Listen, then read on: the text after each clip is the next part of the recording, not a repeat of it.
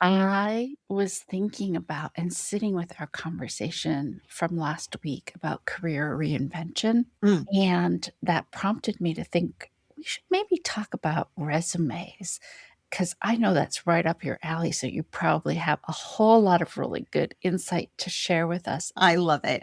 I'm happy to share everything that I know and offer as much value as I can. And before we do that, I would like to remind everybody to please subscribe and follow, depending on what platform you're listening on, because that's the best way to stay up in the know with these conversations. So I don't think I've updated my resume in 10 years. Okay, first, let me tell you, you are not alone. Oh, There are good. many, many people that have not updated their resume in a while. A, they haven't needed to. B, they're not sure what to do. Or C, there's this level of fear of doing it wrong. So, which bucket do you think you Uh, fit into? all. All of it. Okay, so you're just like all of the above. I'll take it. Yeah, exactly. I think one of the problems I have is, Mhm. okay, the last time I focused on my resume, I was told we only need to provide 10 years of information. If that is true still, 10 years of information is like this 10-year hiatus that I've been on my IT journey, right? So Mhm. how do I talk about all of the work that I've been doing in running my own business? That's part of it. The other part of it is then how do I talk about my IT career of 30 years before I started doing this? So, where do you want to start? All right. So I want to tie back because you referenced what we talked about last week in episode 050. And that was pivoting and doing something new, doing something different, maybe stepping out of the constraints of our previous career or our first career or our second career, whichever one it is for us. And what we got to at the end, which I love this point, is what are you moving towards? So a pivot is not just running away from something else that's unpleasant, although that might be a factor influencing it. But it's really discovering what's next for you and then doing everything purposefully to move towards that. I like to think of your resume as an extension of that in reference to your questions of I've been doing something for 10 years that is different than what I did for the 30 years prior. I want you to think about the word relevance. So whatever it is that you're moving towards next, what about your work history is relevant to that new thing? And then making the resume or having the resume tell your story of relevance, of value, of impact. And that's what I think people are getting wrong. So if somebody's in the same boat as you or as me, really, we've been doing something different for a while, we don't know what to do, and there's a little bit of fear that I'm going to screw it up. And then can I please throw in that there's all these AI powered tools that claim to give you this knockout resume in like 30 seconds or less. So there's lots of information that's out there. And what you really need is time to work on what am I doing, what's relevant, and what's next so that I can frame my experience with the relevance. Yeah, I think when I think about my own resume, I mean, what I do now is I coach leaders to become more congruent with who they are and how they lead. I have to look at my IT career and all of the work that I did there, because that's where my experience of being a leader, of leading others, of understanding when I'm out of congruence and what happens, and the real world experience of leading as a woman in a field that's primarily male dominated. Yeah. Mhm. So if I don't talk about my IT background, Yeah. then it's like, well, where does your experience of what's happening in the workplace really come from? Mhm. I agree. So experience is important. And also, this is not your, so 10 years for you. Okay, this is not your 2016 resume, right? This is something new. This is a different look and feel. Because I bet your 2016 resume looked a lot like your 2000 resume, possibly even looked a lot like your 2003 resume. Well, not quite exactly, but yes, very similar. Yes. Very similar. So when we were coming up in corporate America, the rule was when you needed a new resume, what did you do? What was the process that you followed when you needed a new resume? I talked about my job, my Mhm. position, the years that I Okay. was in it. Mhm. I talked about my significant accomplishments in those roles. Okay. And then Mhm. I talked about, there was probably 4 pages of, like, all the technology stuff that I knew, all the Right. technologies I worked on, which I would not list today, clearly, because it's not relevant to what I do, and because I think it also dates. I think this is a very good point. Previous resume versions, yours, mine, probably a lot of people listening, was grab the last version of your resume, go in reverse chronological order, slap your new job on top of the list. Yes. Yep. Go look at your job description that Yes. you were promoted into, 3 years ago, and then update the list of tasks, duties. Maybe there's some bullet points. Maybe there's this honking list of the tech stack that maybe certifications are Yes. new. Maybe you included some relevant training and Yes. then you saved it and you sent it off to whoever had asked for it. Right. And if you were in consulting like I was for a long time, you Yeah. wanted it to be as thick as possible so that it would create heft when it landed on the client's desk. Boom. Yeah, that Boom. noise that like a Yeah. boom a book Yeah. makes. Exactly. Okay. So yes, I agree with you. The heft, the multiple pages, the more information is better. Yeah, that's out. But what is that document saying about you? What story are you telling? Do you want to tell the consultant, I'm your tech application expert? Or do you want it to tell a story of leadership, maybe even leadership without authority or without a title? Mm. What's the story you need to tell? And if I can clue you in to the secret to that part, the story comes from the job that you're applying to. Right. Yes. I always say that the job description that you see out on LinkedIn or Indeed or the ladders, that is your hiring manager's wish list. Mm. They have put so much time looking for this unicorn, right? So that is what they're writing about. They're writing about this unicorn. Could be Sandra, it could be Annette, could be anybody that is listening. What are those ideal qualities? What experience do I want them to have? What accomplishments or impact have they already had in this industry? And then I want to know that I will get a phone call off this document. So another myth I think we should just bust right now is that the resume is not going to get you the job. The resume gets you the call, which gets you the interview. And then Right. that's a whole nother thing, as you know, that we can talk about later. Maybe that's our next episode. Maybe it is. And let me take you all the way back to like episode 43 or 44 when we started to talk about the stories we Yes. believe about ourselves, the Yes. stories other people tell about ourselves or tell about Amen. us. Yeah. Yes. Keep going.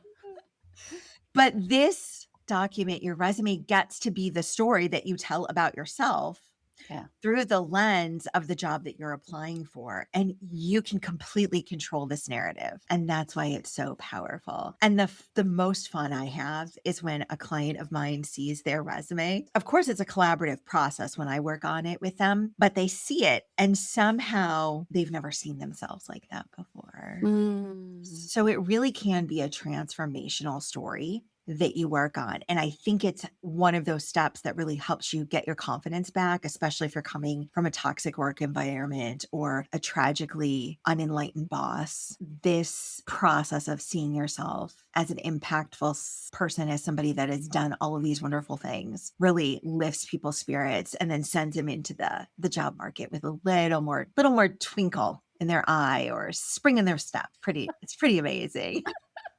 I know, I kind of just saw Tinkerbell in my mind's eye, like floating across the way, going to the Zoom interview. Let's come back to that. Okay. So, with the resume, do we still list positions in chronological order? Do we provide highlights up at the top that says, here's what I am, that answers the questions Mhm. specific to the resume? Like, what's the structure of it look like? Oh gosh, there are so many structures. I could talk for days about that. The structure that you want to choose should support your story. For example, let's take a very easy to define structure. A recent graduate is probably Right. going to have their education at the top of their resume, Right. and somebody that is more tenured, more experienced, that has graduated over 5 years ago, their experience is going to go above their education. So for those of us that are tenured, Our education will go at the bottom of the resume. If you've graduated more than 5 years ago, I'm putting your education at the bottom of your resume because it's not the story, right? When Right. you're a new grad, your experience comes from your education. It's Right. not coming from 10 plus years in IT. What is most relevant, again, we're at that gosh darn relevance word, goes at the top. Okay. Then you want to highlight those key accomplishments. So you could put certain highlights or certain accomplishments or certain key phrases at the top. But I don't want you to get hung up on the format. The format is something that can easily be answered when we're looking at what you're trying to accomplish and what you're trying to do with this resume. What I often recommend is that people start with a brain dump. I feel like I'm recommending brain dumps all the time. Do you brain dump at all? I often do brain dumps. A lot of my brain dumps involve writing down all my to-dos that are sitting in my head. I think one of the values that comes from doing this work that you're talking about, building your resume, and also work that I know you do talk about, which we're not talking about today, which is writing your performance review, right? Yeah. Your self-eval. I think one of the values that can come from that is, oh, I forgot about that. Oh, I forgot about this other thing. Oh, I forgot that I did that, right? So, yeah, doing that brain dump is huge. It is so huge. And I'm also a huge advocate for career management Yes.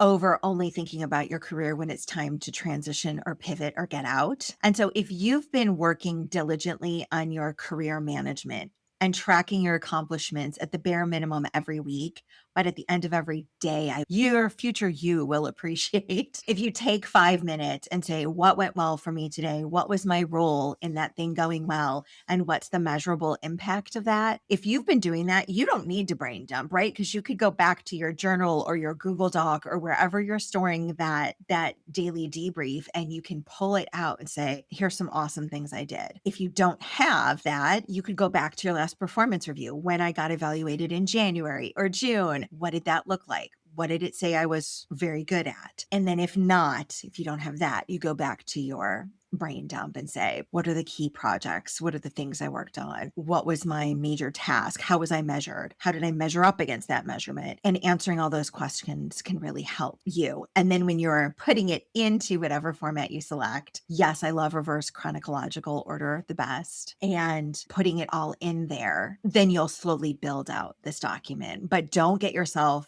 hampered down or weighted down by your current resume. When you start a resume, I just start with like a regular old online document. You can even start your notes app on your phone. Don't let yourself be limited by the format.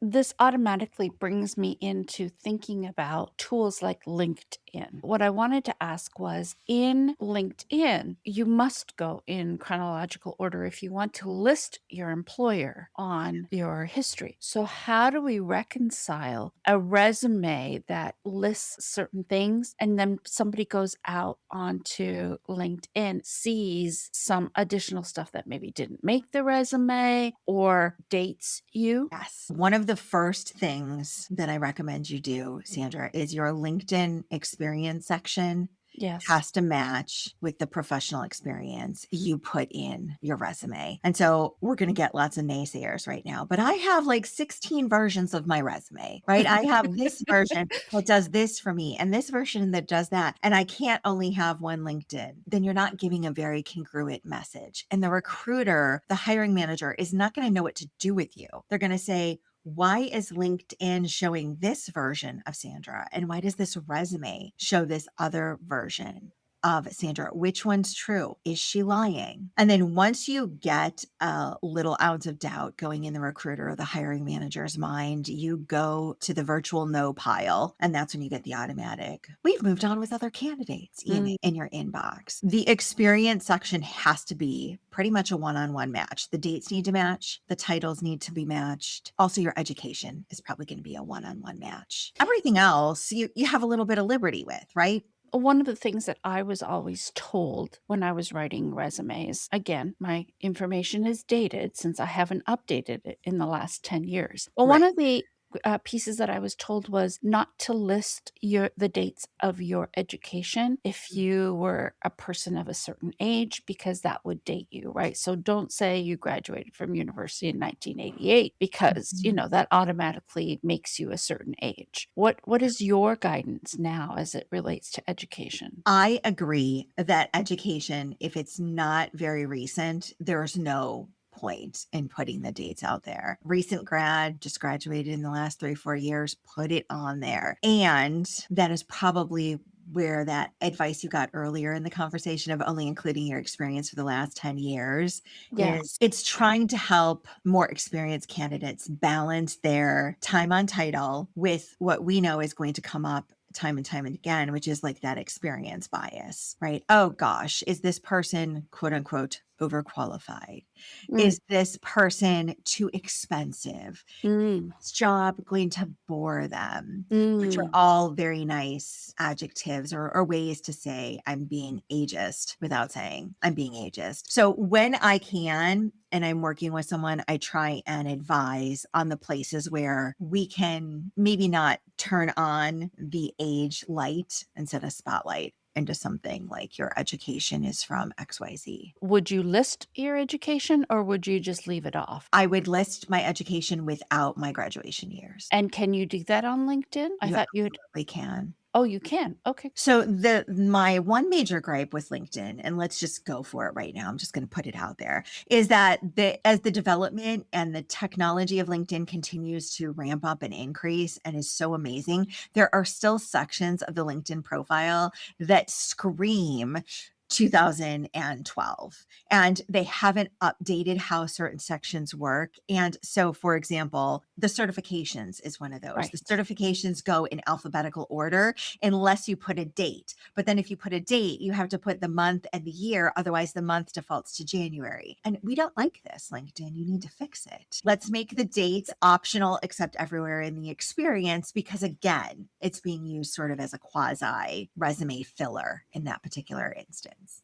Actually, this brings up another really good point for me personally. I'm Mhm. constantly doing additional training. I have to Yes. in order to keep my certifications active. Great. It just seems like a lot of information to just keep putting out there. Should I be putting all of these courses out there, or should I be just making a blanket statement around ongoing classes related to maintaining my Gestalt certification or my coaching certification or my trauma informed lens? Yes, I love this question. So there's a couple of options. If you wanted to put them in your certifications and keep only last year's continuing education credits in there, that would be great. Or do you want to go into your Gestalt certification and perhaps list it under there? There's a description box. And Oh, so you could list maybe this training, comma, August 2026, this training, June 2026, and you could keep a running list there. Or is that something that should be a separate document? And if you're asked to supply it, you certainly could. Those questions are truly yours to answer. But if it feels clogged or it feels like that section of your LinkedIn profile is growing beyond adding value, then yes, I wouldn't include it. right, Yeah. And there's some things that we get trained on. I see this all the time on LinkedIn profiles. We get trained on something, probably through LinkedIn Learning, which right. is so valuable and really is what you needed in the moment. But does it belong on your profile or is it just for your personal and professional development? And there's no need to put it there. I tend to say the latter. And then you can put that in your performance review so that your boss knows that you took that class and that you worked on addressing this thing for that project. Again, tying it to success. And that's the last piece that I'm going to talk about. And then I'll pass it over to you, Sandra. But when you're talking about yourself in your resume, I really want people to think about measurable impact. Right. What did I do? What was the outcome? Did I save dollars? Did I save time? Did it save headcount? Did it prevent an error? Did you deliver some sort of service recovery? Think about the impact and think about how you would talk about that impact, because putting your resume into an AI tool and say, help me say this right is only going to go so far if you don't give it the right reference or frame of reference for it. It's just going to spit back out to you a very nice way to say something that you put in. And everybody else's resume is looking like that right now because we all have similar tools at our disposal. You have to set yourself apart with numbers. Numbers really stop the eye and say, ooh,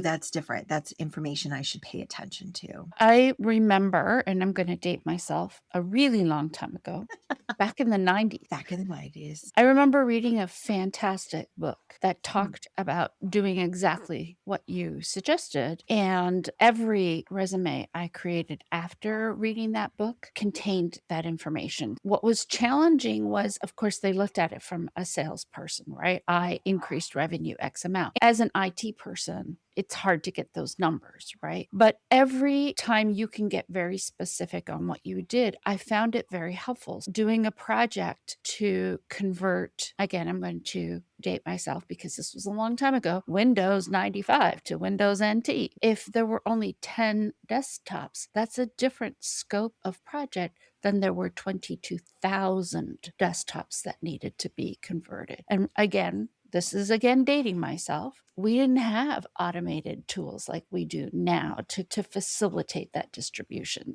Yeah. Creating the process around how are we going to do this for 22,000 desktops is a different scope of projects. So there's lots of ways to talk about the work that you do and give scope to that work without talking about strictly improvements or headcounts or savings or dollar values. What I think hiring managers really want to see is, are you someone who has the skills to do what is being asked in this job? Can you help me? Because fundamentally, that's what the hiring manager wants to do is they want to bring somebody in who's going to help them, not Mhm. somebody who's going to require a lot of handholding to do the scope of work that's being requested. Yes, yes. And I like to think of that as evidence versus experience. Mm, If you've held a title for any amount of time, even 2 or 3 years, you clearly have the experience, but the hiring manager is looking for evidence. right. Tell me, answer this question for me so that I even call you to begin with, and then know that because you have it on your resume, you have to prepare to talk about it in the interview, Yes. which is great and amazing. But that's why there's a flow. That's why there's a process when you're working on getting a new job. You don't just hop into an interview without the prep work to set you up for You it. don't?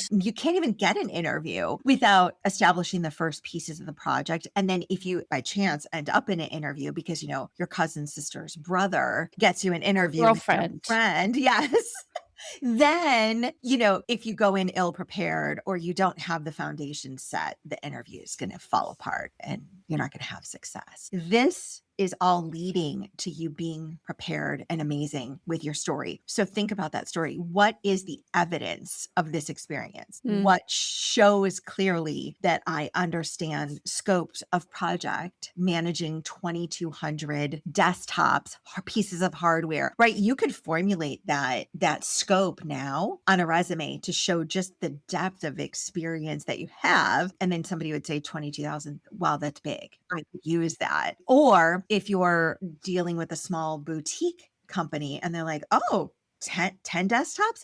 That's amazing. That's double what we have here. And that's what we need. Let's not do the little self comparison of, I don't have the experience that my friend Sandra has, and talk ourselves out of putting our numbers there because that is your number. And Right. so own it, be proud of it, and then jump off from there because guarantee there's somebody looking for your level and scope of experience. It's interesting that you're mentioning that because we have a comparison that we do all the time when we put the number out there, right? I might say, oh, I managed a $10 million budget. Well, if I work at a large banking organization, 10 million might not be a lot of money. And they might look at that and say, wow, that's really small. You apply to another organization who might look at that and say, wow, our largest project last year was only $10,000. And that $10 million budget might make you too qualified for the job. Overqualified, yeah. Right. And so we don't Mhm. really know what the hiring person's going to do with that information. I think what it does do is it says, I had accountability. I had to talk about where my budget was going. I had to talk about how I was spending that budget. I had to show a return on investment. And Mhm. those are the things that we can talk about, not just putting that number on a page. Agreed. And so what was the process? What was that reconciliation? Could you talk about the budget timing, the budget process? If you see in the job description that it's a much smaller responsibility than one you held and you don't want to look overqualified, can you show a smaller scope because it won't matter for that particular role that you had a $10 million budget? Look at the job description again. I really ask you to use that wish list. And when I look at a job description, I highlight it, I write all over it. I'm like totally into it because it's the secret. It's the total secret that you're customizing your resume to. And it's not just keywords and it's not just passing through the ATS. ATS is the applicant tracking system. You want to look at that document as the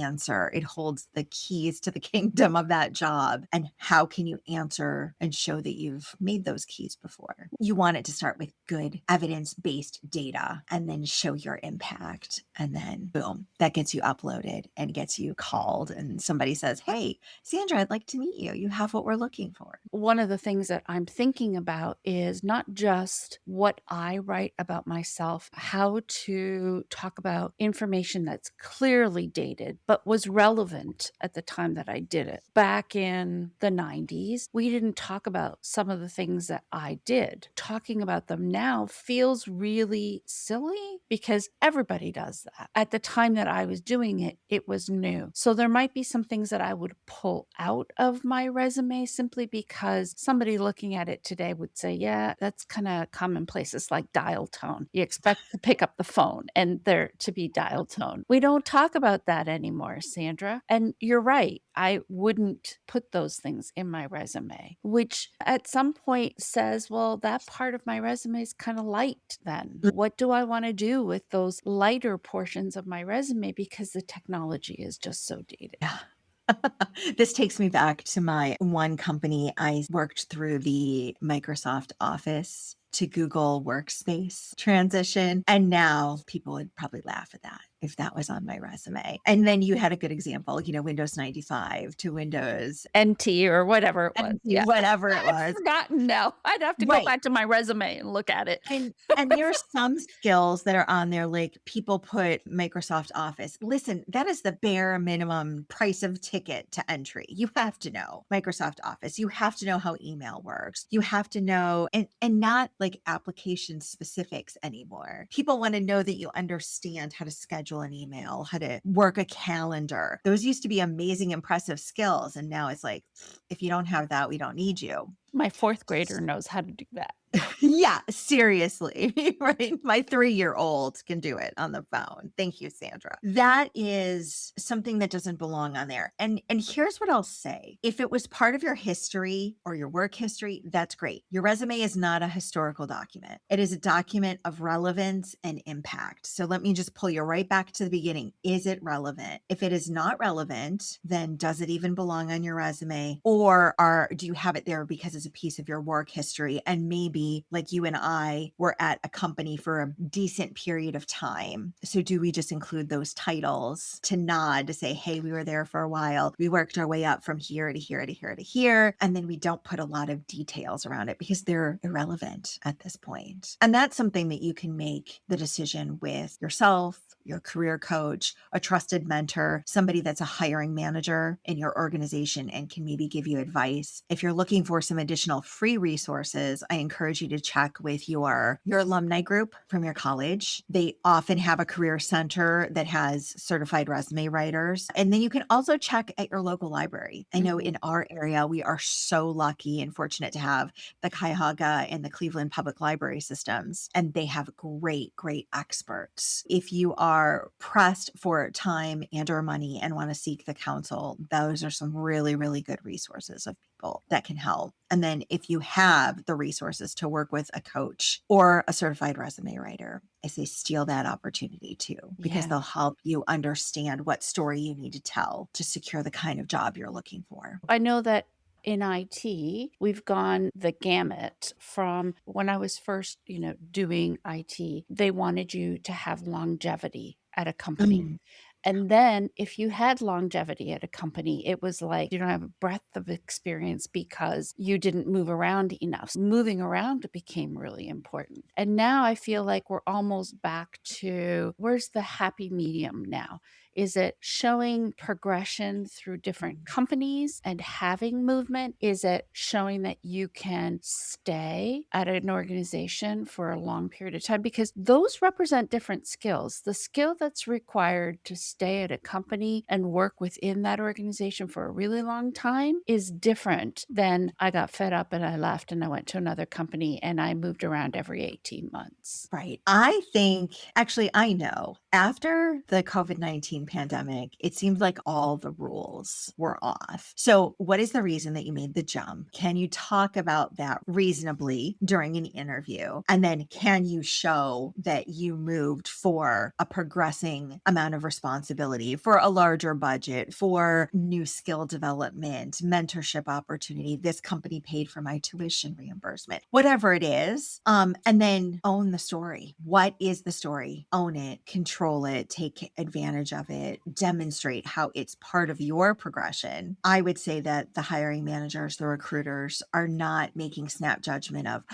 this person's a job hopper. Remember, that's what the Oh worst my thing you can gosh. be. Yeah, Right. in That was 2005. Yeah, like that was like being swore at. You're a job hopper. And now I would expect nothing less of people to be a job hopper. And the other thing is that the corporations will force you into becoming a job hopper because yes. their roles are evolving so differently. They're laying off people so quick. You're not going to have any choice Right. but to be a job hopper. But can you show resilience? Can you show how you turned that into a better, more expansive opportunity, more responsibility, more freedom, right? Maybe the story is I took this job because I needed time home with my family. Okay, great. It worked for you. Do it. One of the things that you said that I really liked was the resume is your entry point into an interview. The hiring decision is not made through your resume, it's made through the interview. Having the resume, the calling card that says, I'm worth speaking to,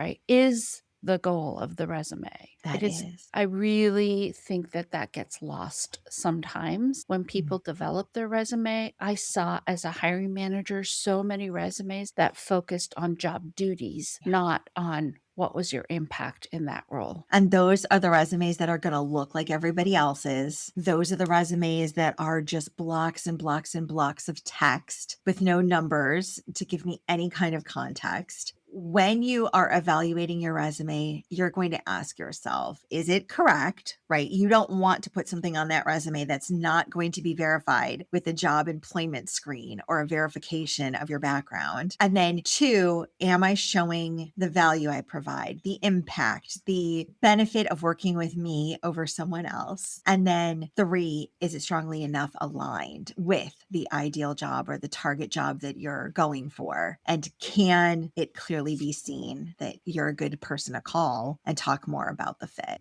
The last thing I think is really important to summarize is that the hiring decision is made in the interview.